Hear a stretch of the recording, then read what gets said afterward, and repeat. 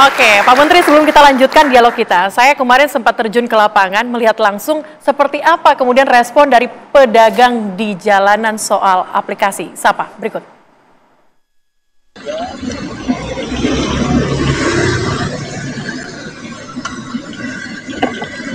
Di depan penggorengan ternyata panas ya, seperti kebijakan yang akan dipersiapkan oleh pemerintah saat ini yang juga menjadi pro dan kontra atau polemik di masyarakat. Termasuk juga pedagang gorengan akan diminta terintegrasi dan juga digital. Apakah mereka sudah siap dengan sistem ataupun kebijakan dari pemerintah ini? Kita tanyakan. Saya nggak punya HP-nya Pak Menteri, belum siap ya. Kenapa Pak? Ya kan harus punya persiapan ya kan. Persiapan HP-nya kan, kalau itu tempatnya ini kan cuma sementara di sini. Pemerintah nganjurin ya dia nggak keberatan gitu maksudnya gitu, daripada pegang gini kan kadang-kadang kita ada apa gitu nggak tenang juga gitu aja Neng. Tapi Bu, ini kan apakah Ibu aman Bu kalau mengakses aplikasi, apakah kesulitan nantinya dan sebagainya Bu? Iya, kesulitan juga kalau pakai aplikasi budenya. Soalnya kan bude juga satu nggak bisa pegang HP-nya gitu. Itu dia. Buat gratis saya nggak paham masalah aplikasi gitu, jadi nggak biasa gitu loh, nggak biasa main gituan, jadi mainnya cash aja. Kalau misal orang mau ada curignya nggak Pak? Nggak ada, nggak punya, belum ada gitu. Sebagai kita pedagang yang belum keamanan berdagang kita ini ya mungkin kita nggak setuju. Cuman kalau untuk produk halal sih kita mungkin setuju ya, karena kan mungkin kalau namanya pedagang lima rata-rata pedagangnya itu halal semua lah, kalau untuk rata-rata mayoritas lah itu halal semua. Cuman kalau untuk aplikasi karena kita itu termasuk pedagangnya belum masuk UMKM, ya kita mungkin keberatan, kecuali kita dikasih tempat UMKM yang tepat lah ya tempatnya, maksudnya ngasihnya dengan tempat UMKM yang posisinya itu sepi. Nah, itu tadi itu adalah suara-suara dari pedagang. Sebelum Pak Menteri menjawab, saya tahu nih pasti Pak Menteri banyak mau menanggapi. Tapi saya mau ke Pak Husin dulu. Pak Husin ini sudah berapa lama Pak berdagang? Dagang asongan sih lama, kayak ngider-ngider di festival, di Senayan, di Lebak Bulus. Kalau ada acara bola gitu, saya ngider-ngider ngasong. Nah, kalau dagang cilok baru 5 tahun di festival. Cuma kalau memang asongan sudah berapa lama Pak Husin? apa? Asongan sudah berapa lama Pak? Asongan lama banget. Kalau setiap ada acara bola, saya dagang, saya ngasong gitu. Kalau dagang dari jam berapa sampai jam berapa Pak Husin?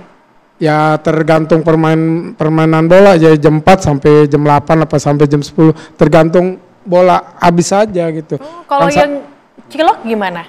Kalau dagang cilok di sini saya di Niagang, di dekat UKM Niagang tuh. Oke, dari jam berapa Pak? Kalau itu malah harus 5:30 udah standby, kan airnya harus mendidih. Kalau nggak mendidih ntar orang sakit perut. Oke, kalau dari jam 5:30 pagi sudah harus jualan, belanjanya jam berapa Pak? Belanja ciloknya jam 3 subuh. Modalnya berapa? Modalnya 350. Kalau istri saya bikin sendiri jadi 900 lah ya.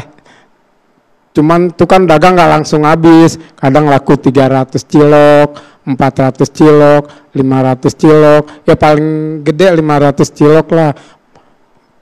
Oke, berarti sehari itu dapat berapa Pak Husin? Ya kalau mengenai untung aja ya, untung aja kadang 50 sampai 100, kalau udah cakep bener 150 lah.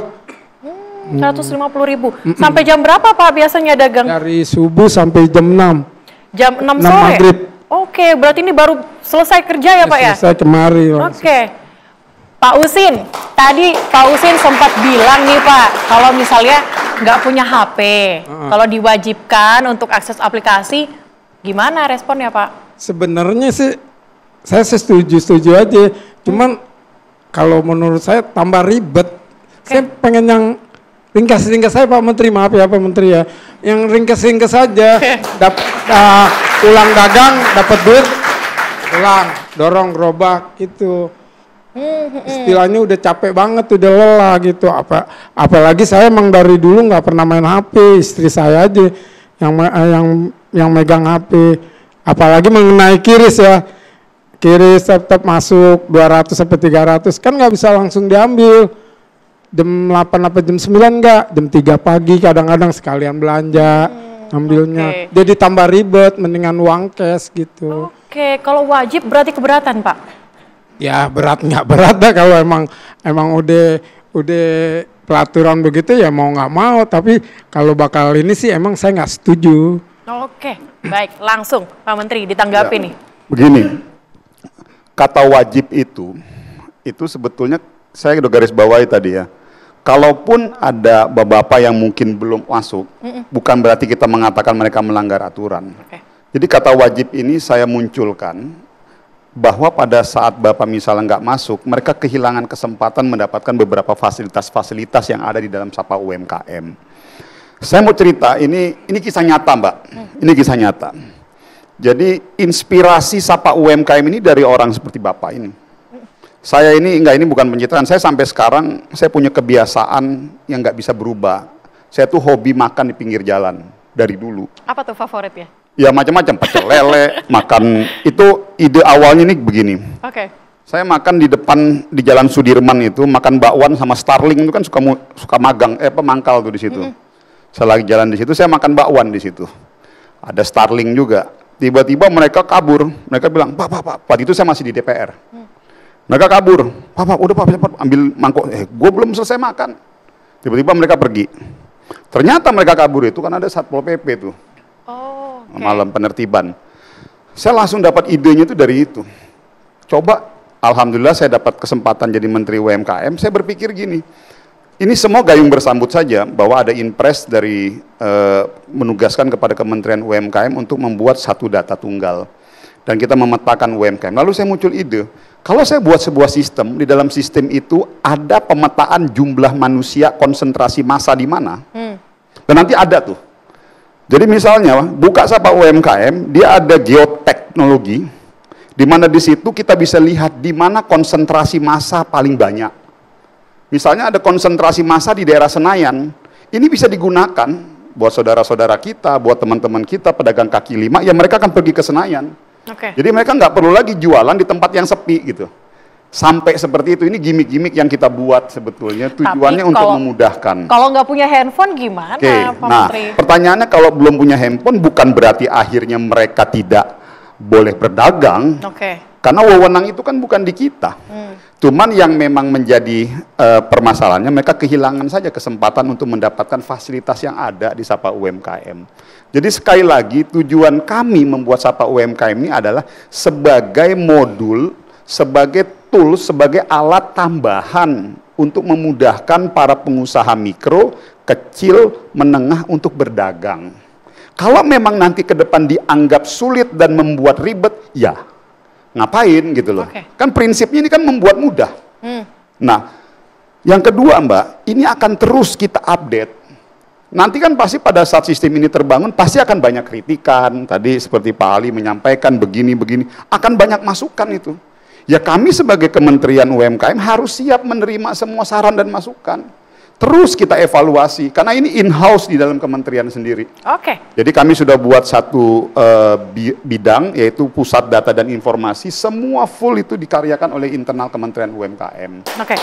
Baik, Pak Menteri, sebelum Anda lanjutkan, kita akan dengarkan juga dari TDA, dari Mas Ferdian, mungkin bisa disampaikan apakah sesuai dengan apa yang disampaikan dari Pak Husin tadi, sama tidak?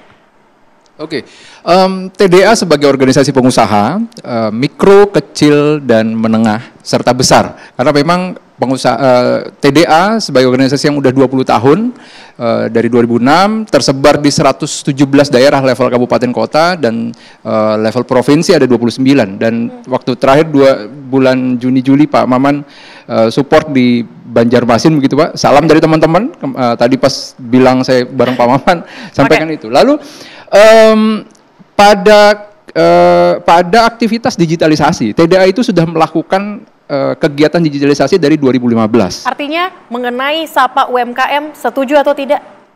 Ini sejalan. Sejalan, karena kalau misalkan nanti diperlukan data yang kami punya dari 2015 untuk di tap in begitu, kami bisa support hal-hal seperti itu. Dan apa sih dinamika yang terjadi ketika kita membuat digitalisasi di pengusaha, apa problemnya, kemudian bagaimana enhancement terhadap aplikasinya yang dari mulai 2015 sampai dengan sekarang itu berubah total.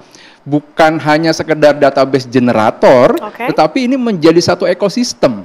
Ada berapa di dalam aplikasi TDA? Saat ini kurang lebih sekitar 60.000 member TDA yang sudah terdigitalisasi, yang ID membernya ada lengkap di sana. Artinya ketika kementerian atau pihak-pihak stakeholder kita, ABCGM itu, Pentahelix itu kita bisa tap in dengan itu semuanya. Oke, itu tadi Anda sempat sampaikan bahwa 60.000 itu butuh waktu berapa lama untuk kemudian 60.000 itu masuk ke aplikasi? Organisasi ini 20 tahun dan dimulai dari 2015 digitalisasinya. Sehingga kalau kita flashback begitu, itu sudah 10 tahun itu kita melakukan itu semuanya. Di mana kegiatan organisasi ini kan volunteerism secara konsep keorganisasiannya. Masing-masing kami adalah pelaku usaha, pengusahanya, dan kami punya value yang sama tentang tangan di atasnya, bahwa kami yang ada di level kecil itu akan mengedukasi yang mikro, bahwa yang sudah di menengah mengedukasi yang kecil, yang besar mengedukasi yang menengah. Itu value TDA-nya begitu. Sehingga proses ini berjalan dan 10 tahun itu kita kumpulkan data ini, dan ini menjadi satu data yang bisa dimanfaatkan oleh organisasi. Oke, baik. Kalau dari Kadin, seperti apa pengusaha memandang ataupun melihat Sapa UMKM ini? Sebelumnya terima kasih ke Pak Menteri karena menggunakan forum di Kadin untuk menyuarakan pertama kali tentang Sapa UKM kepada publik ya Pak Menteri ya. Dan kemudian publik merespon dengan sangat luas. Buat kami di Kadin tentu saja ini sesuatu yang harus kita dukung karena ini memberikan prinsip keadilan bagi pelaku usaha. Baik di tingkat mikro, kecil, menengah, itu akan semuanya akan merasa diperlakukan lebih adil. Kenapa? Karena yang akan mengakses data ini menurut saya bukan cuma kepentingan Kementerian UMKM, semua perusahaan CSR bisa memilih, oh ternyata ada UKM yang bergerak di bidang ini. Bisa di mapping tuh Pak Menteri, bisa di mapping. Jadi perusahaan seperti ini akan membina UKM yang bergerak di bidang ini. Karena output produknya bisa juga digunakan oleh perusahaan. Itu salah satu contoh. Kedua, akses pembiayaan. Kita tahu KUR itu kan ditujukan oleh pemerintah untuk pelaku usaha kecil dan menengah dan mikro juga. Tapi di dalam merealisasikan KUR ini kan kadang-kadang Pak Menteri, karena perbankan ini kan melayani KUR juga melayani pelaku usaha besar. Jadi dia bisa untuk mencapai target, bisa aja di bawah terjadi masalah ketidaktepatan penerima KUR. Tapi dengan aplikasi digitalisasi semua pelaku UMKM, maka perbankan pun nggak bisa main-main. Jujur ya, sebenarnya UKM jangan protes, dukung. Yang akan protes itu sebenarnya mungkin perbankan, perusahaan-perusahaan atau kementerian yang betul, yang sebelumnya kadang anggota keluarga yang dibina atau apa. Dengan data ini kemudian akan di mapping. Saya yakin Pak Menteri udah punya rencana tuh untuk memapping klasifikasi usaha dan sebagainya. Pak Menteri bisa kontrol. Jadinya bisa tepat sasaran begitu maksud Anda? Betul, akan lebih tepat sasaran. Jadi yang diuntungkan semua pelaku. Oke, baik. Nanti kita akan dalami lagi apakah daerah 3T ini bisa terjangkau 40 juta sasaran Pak Menteri. Usai jeda, tetaplah bersama kami.